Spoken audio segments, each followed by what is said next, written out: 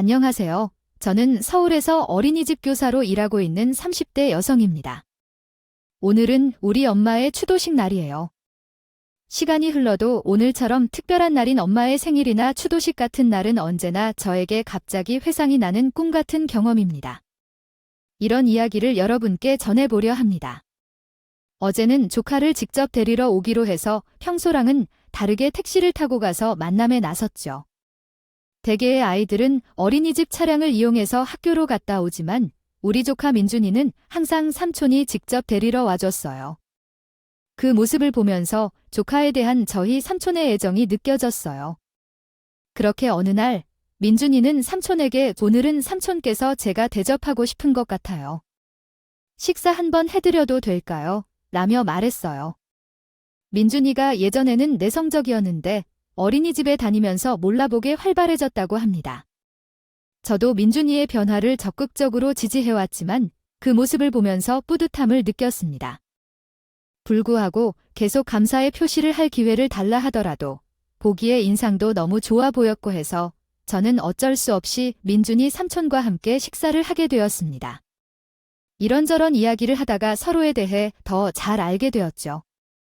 처음에는 식사를 하는 자리였지만 그동안 매일 얼굴을 봐왔는지 아니면 서로에 대해 속 깊은 이야기를 하는 탓인지 민준이 삼촌과 급속도로 가까워지고 만난 지 1년 정도 됐을 때 결혼 이야기가 나왔습니다. 시댁에서는 제가 엄마 없는 자식이라는 이유로 반대를 말하지 못할 만큼 심했습니다. 거기다 아버지는 술 때문에 병원에 계시니 반대하시는 것은 마음은 아팠지만 한편으로는 이해할 만한 것이 있었습니다.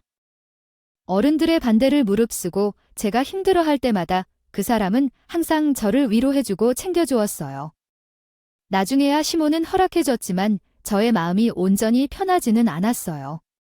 그래도 이제 우리에게 가정이 생기고 가족이 생긴다는 마음에 더 많은 좋은 것이 있다고 생각했어요. 결혼하자마자 영문모를 구하기 시작했어요. 무엇보다 충격적인 건 형의 아들인 조카를 내게 맡기고 아이를 낳지 말라는 말이었어요. 아이가 아직 어린데 좀 더 자랄 때까지 지금은 아이를 낳지 말라는 얘기였어요. 요즘 듣기로는 결혼하자마자 아이들이 나온다더라고요. 결혼 전에 혼술합시고 아이를 먼저 가지고 결혼하는 경우도 있더라고요. 어차피 말세야. 그렇게 됐으니 우리 집에서 돌봐야 할 것 같아요. 어린아이가 있으니 너희는 나중에 천천히 가도록 해. 가만히 있어. 혹시 모르니까. 그때까지 각자 방에서 있는 게 낫지 않을까?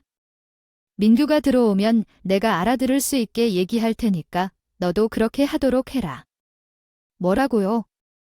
아니, 어머니, 지금 무슨 말씀하시는 거예요? 저한테 아이를 가지라고 말하지 마세요. 다른 부모님들은 얼른 아이를 가지라고 하신다던데 제가 그럼 조카를 키우면서 살라는 건가요? 제가 왜 다른 사람에게 맡겨진 조카를 키워야 하나요? 이건 말이 안 되죠. 어머니, 내가 언제 내게 그런 말 했어? 이 아이는 너한테 가지라 했지? 무슨 용심 부리는 것도 아니고 아예 가지 말라고 했냐? 그리고 너는 머리가 있으면 생각이란 걸 해보라고. 지금 집에 어린아이가 있는데 이가 임신을 했다고 나 혼자 세상을 바꾸는 것 같아요. 입에는 입었다는 듯이 어쩌고 고생을 해야 해요. 전혀 이해가 안 돼요? 뻔하고 반듯한데 누가 그런 조화를 부르는 걸까요? 나이 들었지만 만약 그런 상황이라면 솔직하게 말해줘야 해요. 제게 부탁해도 제 입장에선 그건 쉬운 게 아니라서 어떻게 그렇게 당당하게 소리를 지르며 말할 수 있나요? 제가 이 집의 조카바지로 도미로 시집 온 거예요. 그리고 어머니의 말씀을 잘하셨어요. 아다르게 공손하고 얼굴 표정 삼가세요. 그런 식이 당연하다고 저에게 이야기하니 한두 번 참으면서 봐주기란 절대 하고 싶지 않아요. 말을 놓고 아무리 어디로 데리고 온 자식이라도 한 것이라 해도 그에 대해 알려줘야 해요. 그들이 들어오면 오늘 어머님께 전해야 할 걸 그대로 전해야 하며 우리는 빨리 애를 돌볼 일이 있으니까요. 안녕하세요. 어디서 눈을 부릅니다. 전화했습니다. 당신이 그렇게 말할 때 내 아들도 알고 있어.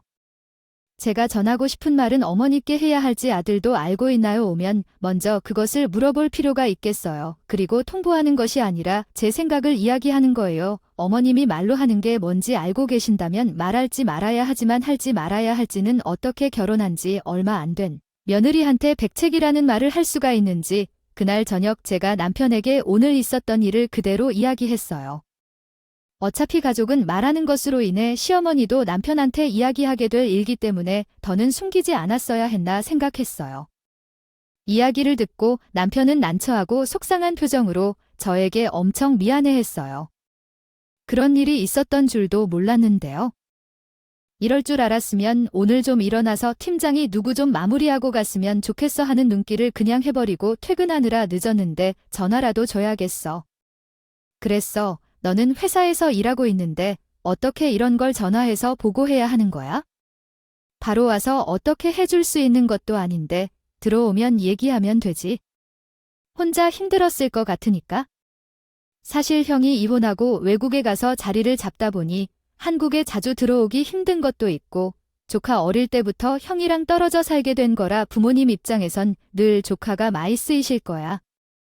가뜩이나 기주가 있는 애 우리한테 애가 생기라도 하면 괜히 조카가 엄마와 아빠를 보고 싶어 하지 않을까 걱정도 되셨을 거야.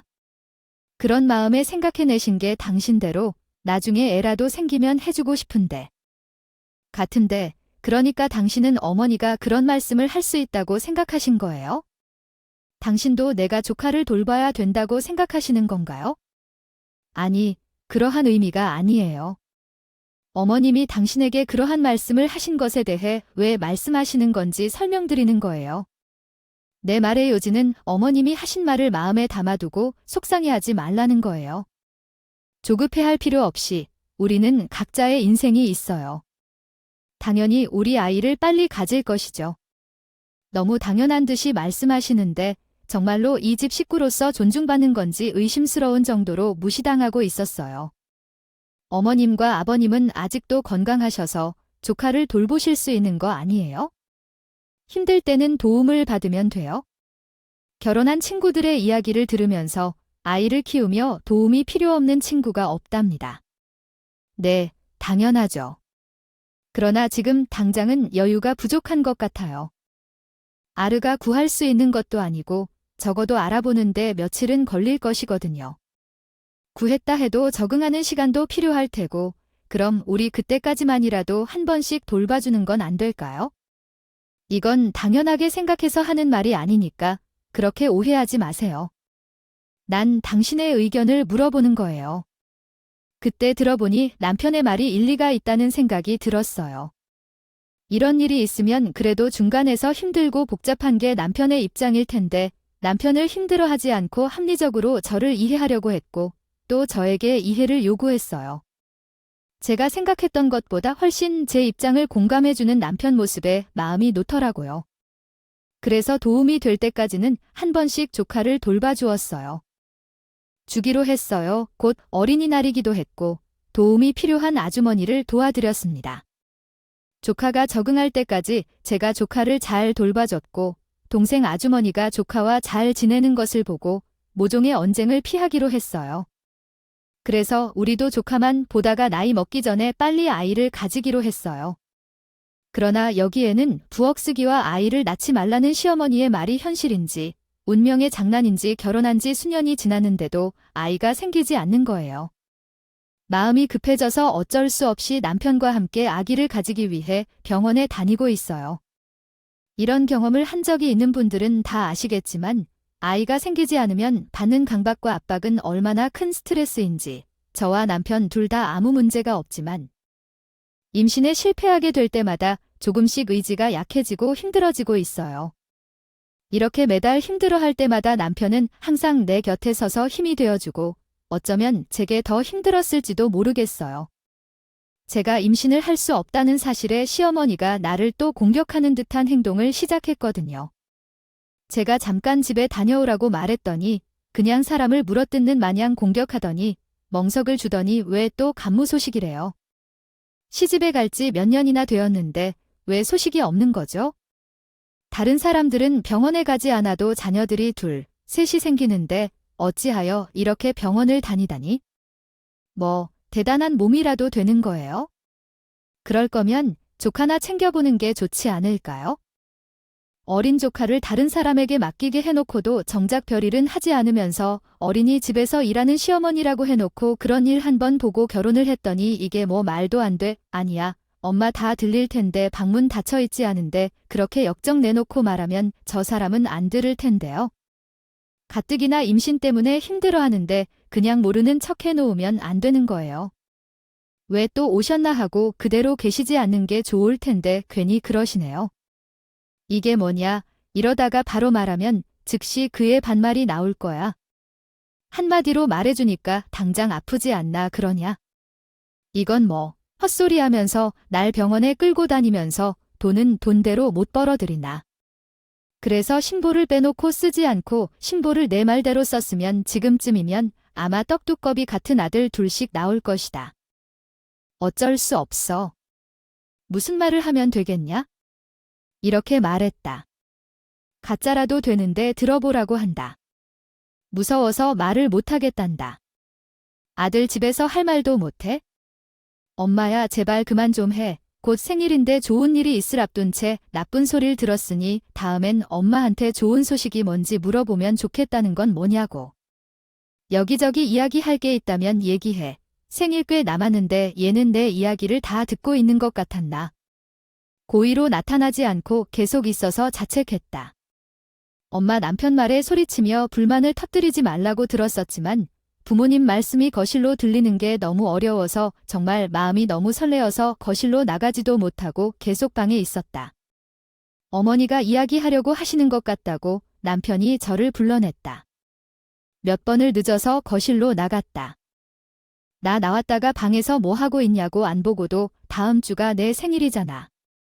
그래서 집에 와서 생일상을 제대로 차릴 필요가 있어? 아버지가 좋아하시는 만두를 만들어서 준비하고 이것저것 해서 식구들끼리 함께 밥 먹자고. 어제 친구들과 나가서 되돌아와 봤는데 그래도 꽤 잘하는 식당이긴 한데 위치가 맞지 않아서 먹고 집에 돌아오니 언제 뭐 먹었는지 궁금하게 만드니까 그 만두피는 사오지 마라. 손수 만들어야 해. 만두피가 두꺼워서 파서는 안 돼서. 제가 지금 임신 준비로 병원 다니고 있으니까 생일상은 너무 무리라고 생각돼. 그래서 어머님과 아버님이 좋아하실 음식으로만 준비하도록 하자. 어떻게 해야 할까요? 엄마가 병원에서 의사에게 스트레칭도 당분간 하지 말라고 했는데 지금은 조금 그렇다고 생각돼요. 제가 알아서 출장을 예약하거나 좋은 곳을 찾아볼게요. 너까지 팔이 불편해서 그렇게 하려고 했어요? 그런 건 안 돼요. 동네 주변에서 소란을 피우고 다니지 않고요. 저는 임신을 준비 중이니까 아무것도 안 하고 공주처럼 누워 있어야 해요. 대한민국에는 너 혼자 가는 게 아니에요. 그렇게 시원치 않았어요. 시모에게 상황을 설명하고 양해를 구해도 오직 당신의 생일상을 받고 싶다는 생각만 했어요. 그 후로 남편이 시모와 나를 만나지 않게 중간에서 잘 막아줬어요. 임신을 계획하고 있다면 스트레스가 치명적일 수 있으니 심적으로 안정이 되어야 해요. 저는 마음이 조급해지고 불안해졌어요. 그래서 종합검사를 받아보기로 결정했어요. 남편이나 제가 모두 건강한데 왜 아이가 안 생기는지에 대해 계속해서 스스로를 압박하게 되니 도저히 더는 이런 상황을 견딜 수 없을 것 같았어요. 종합검사를 받은 후 삶이 얼마 남지 않은 어느 날 병원에서 연락이 왔는데 듣지도 보지도 못한 암이라는 소리였어요. 순간 하늘이 무너지는 느낌에 숨을 쉴 수도 없을 만큼 심장을 조여오는 느낌이었어요. 순식간에 입술이 말라 까닭을 이해했어요. 절망 속에서도 정신을 차리고 남편에게 연락했고 남편이 전화를 받을 때까지의 몇 초 동안 입술이 마르고 온몸이 부들부들 떨리는 것을 느꼈습니다. 남편에게 말하다가 결국 눈물을 참지 못하고 엉엉 울었어요. 남편도 충격을 받았는지 숙제를 하는 척 수학책만 보며 아무 소리도 듣지 않았어요. 정신없이 오는 동안 오랫동안 전화로만 침묵하고 있던 남편은 지금 병원에 가야 한다며 조심스럽게 말했어요. 그런데 제가 암 진단을 받고 난 후부터 남편에 대해 이상한 감정이 들었어요. 심정이 아픈 저에게 생일 선물을 하며 이게 무슨 일인가 묻는데도 남편은 그저 조용히 들으며 있는 것 뿐이에요. 친엄마로부터 암을 물려받은 몸으로 시댁에 시집왔는지, 혹은 이미 암 진단을 받은 걸로 우리 아들에게 물려주었는지에 대해서도 궁금해지고 있어요. 아주 가지가지하네요. 어차피 밉담이다 하니까 진짜 하필이면 내 생일 앞두고 이게 무슨 일이라니 어떡하면 좋을까요? 며칠 전에 내 생일상 이야기를 너한테 했는데 그 얘기 끝나기가 무섭게 내가 아이라니 누가 보면 믿기나 하겠어요. 타이밍이 너무 그렇잖아. 그럼 어머니 말씀은 지금 제가 어머님 생일상 안 차리고 싶어서 일부러 제가 암이라도 거짓말이라도 하고 있는 거예요? 상황이 그렇잖아. 상황이 누가 거짓말이라 그랬어요.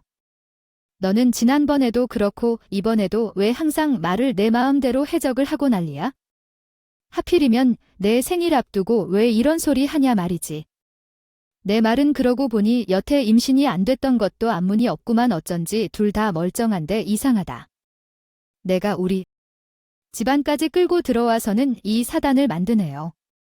제가 암에 걸린 것보다 어머니가 얼마나 더 중요한지 생각하시면 어떻게 안 판정받은 며느리에게 끝까지 어머님 생일상 이야기만 하실 수 있어요. 사람들이 아무리 각자 생각이 다르고 가치관이 다르다 해도 저는 도저히 이것은 아니라고 생각됩니다. 어머니, 저요. 이제 화조차 나지 않아요. 이런 상황에서 그 정도의 말조차 거침없이 할 수 있다는 것은 결국 저를 더 이상 이 집 식구로 생각하지 않으신다는 뜻이죠. 그러니까 제가 아픈 것보다 어머님 생일상이 훨씬 더 중요하다는 것이고 결국 돌아가신 친정 어머님까지도 저한테 대놓고 그러시는 건 아니라고 봅니다. 오, 그래. 너 말 잘했다. 이 집 식구가 아니다는 말이 지금 당신의 입에서 먼저 나왔네요? 말이지. 자, 민규어도 들었으니 소원이라면 그렇게 하기로 하고 지금부터 연을 테니 앞으로 2번 다시 오지 말 거라. 임신 준비를 하던 중 갑작스레 암 진단을 받게 된 것만으로도 숨을 쉬기 힘들 정도인데 그렇게 저한테 쏟아붓고 인연 끊는 심어도 심었지만 모든 걸 다 옆에서 같이 들으며 그냥 가만히 입 다물고 있는 남편이 더 비참하게 만들었어요. 정말 여러 사람 앞에서 내동댕이 쳐지는 그런 기분이었어요. 남편은 더 이상 말하고 싶지도 않고 그럴 힘이 없다는 듯 지겨움을 표정으로 보이며 시모가 인형을 차는 말에 한숨 쉬며 네 라고 짧게 대답했을 뿐입니다. 힘들고 고통스러웠지만요. 그나마 비빌언덕이 되어주는 남편이 있어서 마음 한편 기대고 견딜 수 있었던 내 마음은 부서지고 으스러져 버린 기분이었어요. 남편의 표정만으로도 저는 어떤 말도 할 수가 없었죠. 뭔가 이 마음에 의욕이 없는 사람 같은 거든요. 저 역시 지금은 그 어떤 것도 더 이상 생각하고 싶지 않았고 지금 저에게 닥친 일부터 해결해야겠다 생각했죠. 그렇게 수술 날짜를 잡고 병원에 있는데 남편은 계속 바쁘다고 하면서 2에서 3일에 한 번, 나중에는 일주일에 한 번 점점 문을 병원에 오더라고 해요. 생가는 수술을 기리며 에 대한 생각은 더 이상 하고 싶지도 않았어요. 그냥 친정 엄마 생각밖에 안 하더라고요. 엄마도 이렇게 없어진 하나 남은 마음을 느껴 죽어버린 마음으로 절망적이었다. 엄마는 이미 어린 내가 있었기 때문에 그 마음이 어땠을까? 나는 자식이 없는데도 현실이 지금의 것을 도저히 받아들일 수가 없다. 엄마를 생각하다 보니 지금 내 어려운 마음이 조금은 위로가 되고 힘이 나게 되었어요. 그런데 수술을 하루 전에 앞둔 날이었어요. 인연을 끊던 시모가 갑자기 저를 찾아왔습니다. 병실 문을 열고 들어온 시모를 보자마자 저는 크게 놀랐고 인상이 달라져서 푹 풀려졌어요. 몸은 좀 괜찮니? 민규는 회사를 마치고 오지? 아직 올 시간이 좀 남았는데 일부러 민규가 오기 전에 왔어요. 다름이 아니라 지난번에 내가 미안했다는 말과 함께 임신도 그렇고 암까지 걸린다 하니 너무 놀라고 충격이었어요. 모르는 새에 어느덧 수술 날짜가 다가오니 걱정되어 아버지도 그렇고 나도 몇 날 밤을 제대로 못 잤단다. 스트레스 받지 않고 마음을 편히 해야 수술이 잘 되고 회복도 좋다던데 마음을 푼 채 수술을 잘 받아 힘든 수술이지만 꼭 잘 견뎌내야 한다는 말에 따라 다음 날 수술을 무사히 마치고 2달 후에 드디어 태어날 날이었어요. 시모와 남편이 나를 데리러 왔어요. 갑자기 전과는 너무 다른 뜻밖의 모습에 그동안 힘들고 서러웠던 감정이 누그러들면서 정말 큰 위로가 됐어요. 마음적으로도 이렇게 며느리에게 먼저 사과하고 챙기는 시엄마의 모습에 감사하고 안도했죠. 겉으로는 냉랭하고 당신을 아프게 하지만 사실은 엄청 걱정하고 생각하신다고요. 당신도 이제 마음을 이라고 계속 몸만 쓰지 말고 내가 말하려는 걸 길게 하지 마라. 사람들은 그냥 듣기만 하는 걸로 알고 있는데 그것이 왜 아픈지 궁금해. 엄마는 봐. 너도 이해 못한 채 그렇게 말하지 마라. 조용히 듣는 것도 중요하거든. 어디서 그런 에너지를 끌어내는데? 항상 지저분한 말을 해서 짜증나. 나는 사람들이 퇴근하기 전까지 혼자 있고 병원에만 다녀와서 말할 사람도 없었거든. 그래서 지루했었는데 말을 해서 기운이 나고 기분이 좋아졌어. 이런 순간은 아마 나에게 결혼 후 처음으로 행복을 느끼는 순간일지도 몰라. 아주 짧은 순간이었던 것 같았어요. 모두 시댁에 도착해서 주방 식탁 위에 약간 식당의 식재료 창고처럼 장을 보았어요. 비닐봉지에 식재료가 쌓여 있었어요. 대체 무슨 일이 일어난 건지 궁금해졌고 너무 놀라서 시호에게 물었어요. 시호의 대답은 너무 무서워서 소름이 돋았어요. 내 생일을 앞두고 병에 걸려 입원했는데 생일상을 받지도 못했잖아. 벌써 2달이나 지났으니까 어서 준비해라고 말했어요. 우리가 내 생일을 위해 준비하려고 이렇게 많은 재료를 준비한 거야? 며느리가 아픈데도 내 생일을 망치고 싶지 않았어서 내가 직접 장을 챙겨왔어요. 참, 정말 너무 기분이 언짢고 서운해서 말 한마디조차 나오지 않았어요. 이게 무슨 일이야? 라는 눈빛으로 남편을 쳐다봤는데 갑자기 전화를 보니 차를 빼달라 그러는 것이었어요. 이 상황에 그냥 빠져나가 버릴 것 같아서 일단 진정하고 남편을 기다리고 있었죠.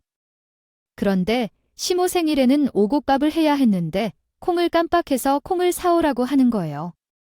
가슴이 정말 터질 것만 같아서 일단 나가서 바람이라도 쐬자는 생각으로 두고 콩을 사러 시장으로 갔어요. 엄마가 돌아가신 후에도 고등학생 시절부터 보살펴주신 할머니를 생각해온다. 할머니는 항상 시장에서 장사를 하셨는데 콩 사오라는 시장 진열물을 보며 할머니 생각이 났어요. 할머니, 너무 오랜만이네요. 여전히 여기서 장사를 하고 있네요. 아이고, 세상에, 이게 누구야? 내 강아지 맞아? 세상에, 어쩐 일이라니. 시집가서 잘 살아. 시어른들 잘해주세요. 그럼 다들 얼마나 잘해주시는지. 너무 잘해주셔서 나 그동안 할머니 생각도 못했어요. 미안해요, 할머니. 내가 너무 잘 지내고 있어서 할머니 생각이 안 나. 뭐야? 나 진짜 못했지? 할머니, 못되긴 누가 못됐어? 너가 왜 못됐어?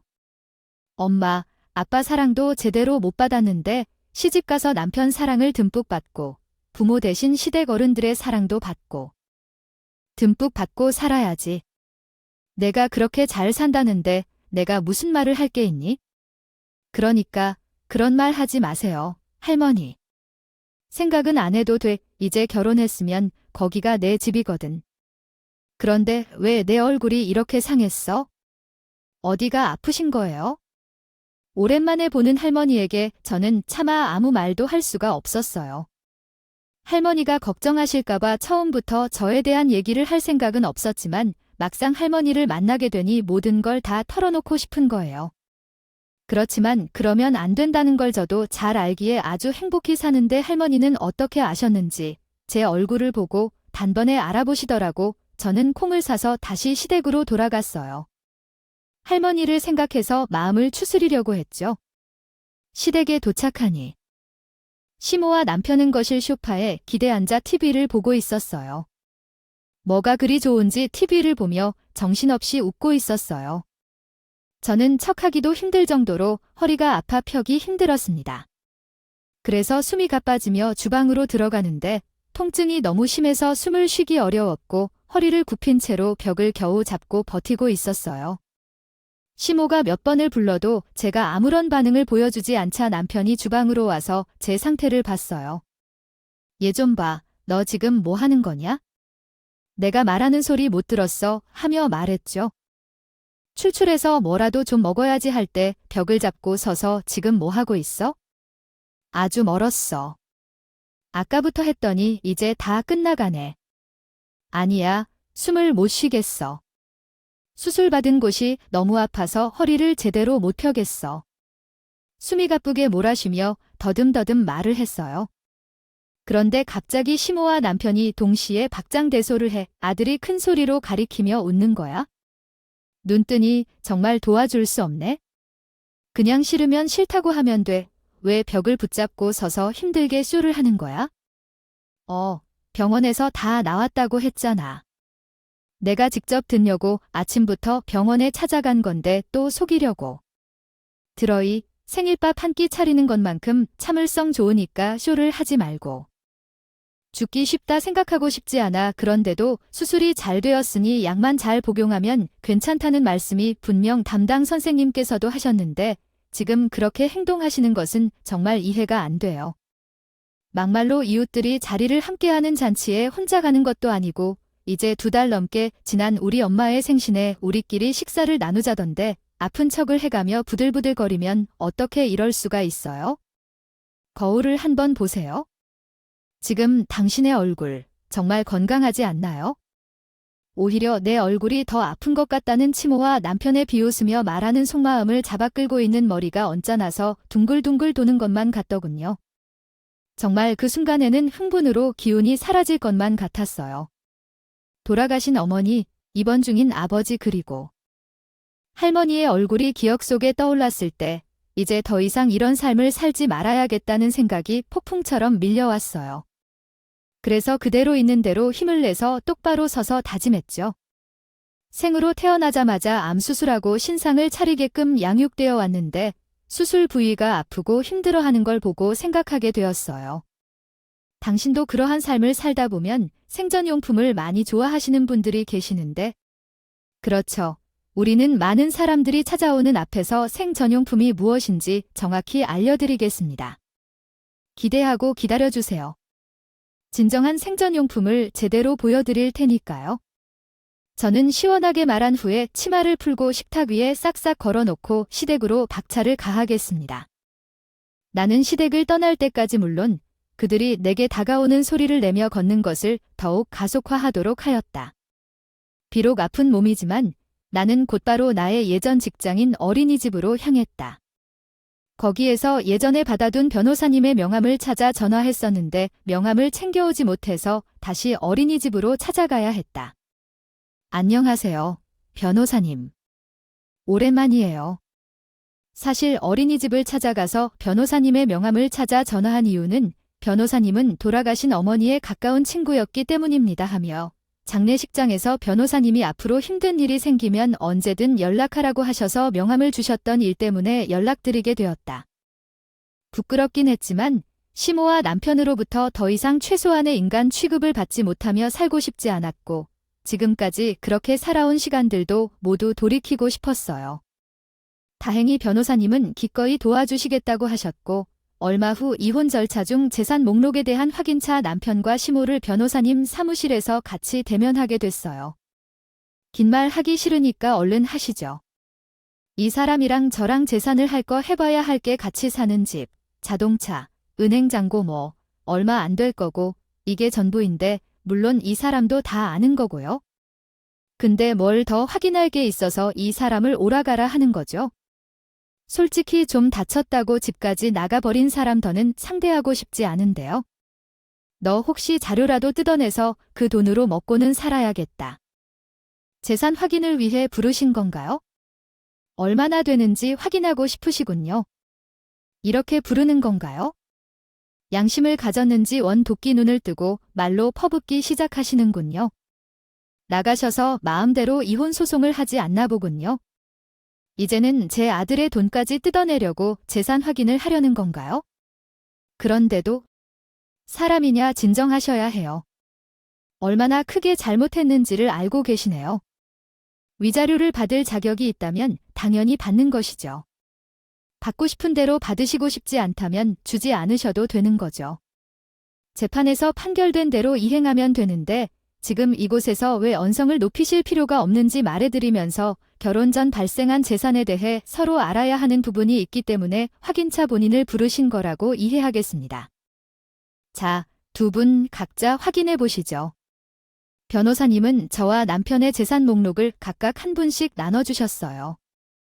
남편은 서류를 쭉 보더니 갑자기 눈이 튀어나올 정도로 놀란 표정으로 저를 휙하고 돌아보는 거예요. 그때 저는 아주 평화로운 표정으로 남편을 봤어요. 이게 지금 다 당신 거라고? 그럼 그 어린이집이 당신 거란 말이야?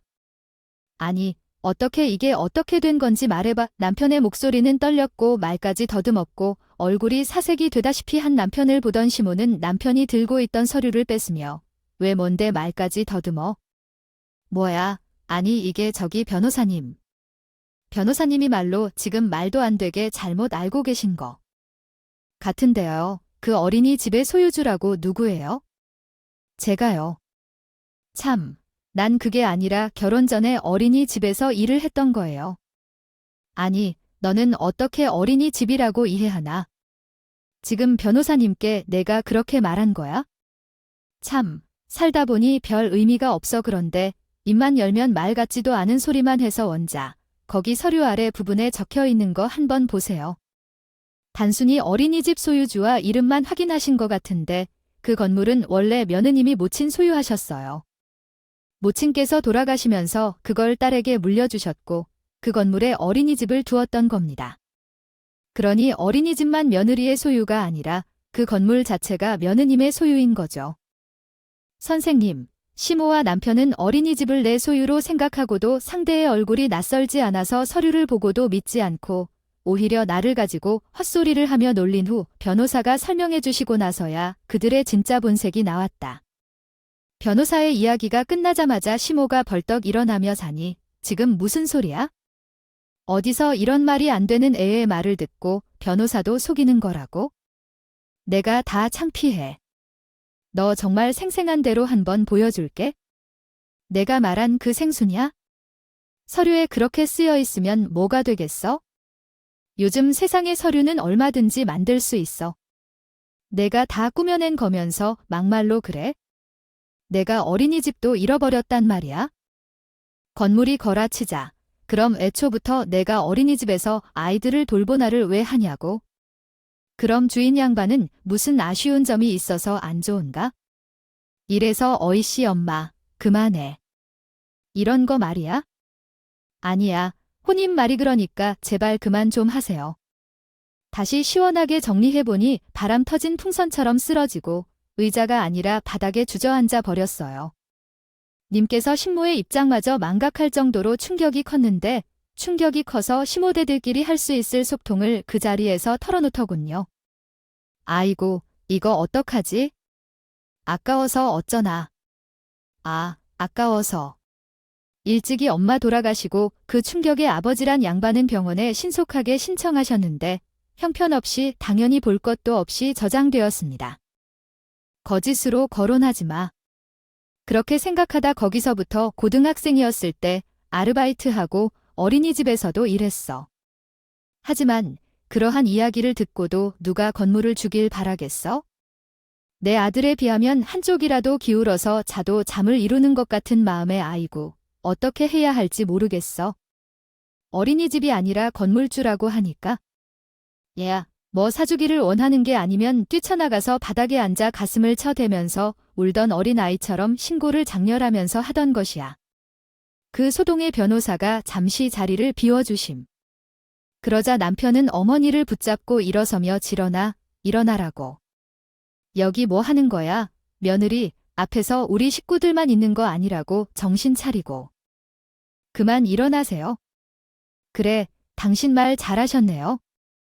여기는 당신의 식구만 있는 거 아니죠. 그렇죠. 나는 당신의 식구가 아니에요. 그런데 말이에요.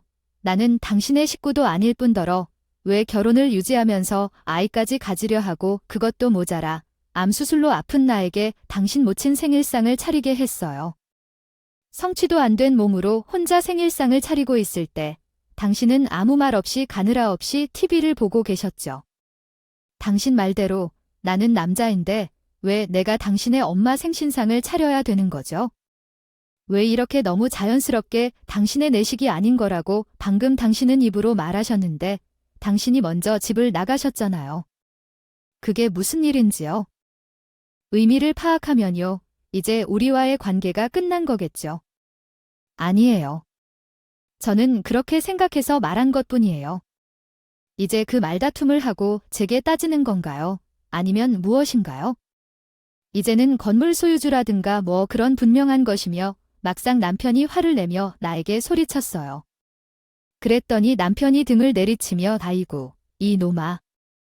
지금 내게 속을 높여주고 무슨 혜택을 얻을 생각이냐며 살살 달래도록 하더니도 정말 냉정하게 말하니까 못 참았던 게겠죠. 더 이상 남의 말도 못 듣겠고 정신이 반쯤 나간 사람처럼 심지어 시선도 맞춰줄 수 없거나 하다 보니 무슨 말을 하든 구애받음을 혹은 구애받지 않음을 없을 것이었어요. 끝까지 자신이 얻는 게 이익인지 아닌지를 기준에 맞춰 살았을 거라고요. 사람들을 대하는 남편의 모습은 정말 소름이 쫙 돋을 정도였어요. 내가 재산이 많아도 어차피 내 재산을 덕볼 기회는 이미 날아갔다고 판단한 거죠. 그런데 그때 넋을 놓고 앉아있던 시모가 갑자기 기절해 쓰러지는 거예요.